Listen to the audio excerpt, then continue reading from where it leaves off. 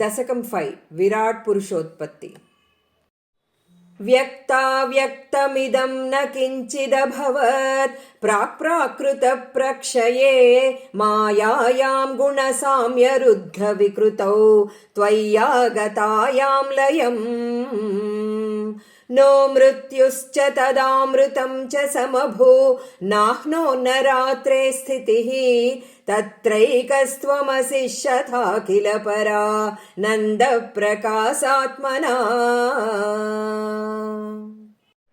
कालः कर्म गुणाश्च जीवनिवहा विश्वं च कार्यं विभो चिल्लीलारतिमेयुषि त्वयि तदा निर्लीनतामाययुः।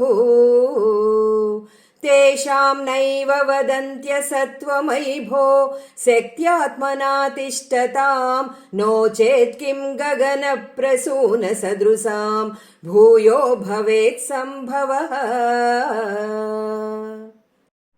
एवं च द्विपरार्धकालविगता वीक्षांसि सृक्षात्मिकां बिभ्राणे त्वयि चुक्षुभे त्रिभुवनी भावाय माया स्वयं। मायातः खलु कालशक्तिरखिला दृष्टं स्वभावोऽपि च प्रादुर्भूय गुणान् विकास्य विदधुः तस्या सहायक्रिया।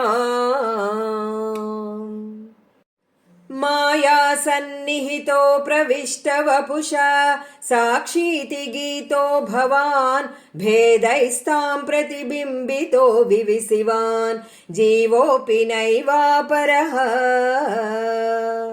कालादिप्रतिबोधिताध भवता सञ्चोदिता च स्वयं माया सा खलु बुद्धितत्त्वमसृज द्योऽसौ महानुच्यते। तत्रासौ त्रिगुणात्मकोऽपि च महान् सत्त्वप्रधानः स्वयं जीवेऽस्मिन् खलु निर्विकल्पमहमेत्युद्बोधनिष्पादकः। चक्रेऽस्मिन् सविकल्पबोधकमहं तत्त्वं महान् खल्वसौ सम्पुष्टं त्रिगुणैस्तमोति बहुलं विष्णो भवेत् प्रेरणा।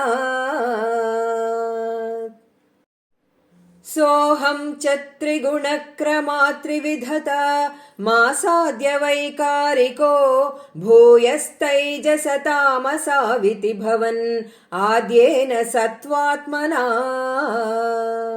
देवानिन्द्रियमानिनो कृतदिशा वातार्कपास्यस्विनो वह्नीन्द्राच्युतमित्रकान् विधुविधि श्रीरुद्रशारीरकान्।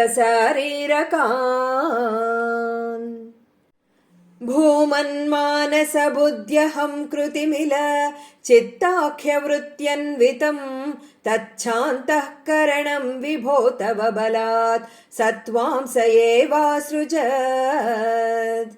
जातस्तैजसतो दशेन्द्रियगण तत्तामसांसात् पुनः तन्मात्रं नभसो मरुत्पुरपते शब्दो जनी त्वद्बलात्। शब्दाद्व्योमततः ससर्जित विभो स्पर्शं ततो मारुतं तस्माद्रूपमतो महोधचरसं तोयं च गन्धं महीम्। एवं माधव पूर्वपूर्वकलना दाद्याद्यधर्मान्वितं भूतग्राममिमं त्वमेव भगवन् प्राकाशयस्तामसात्।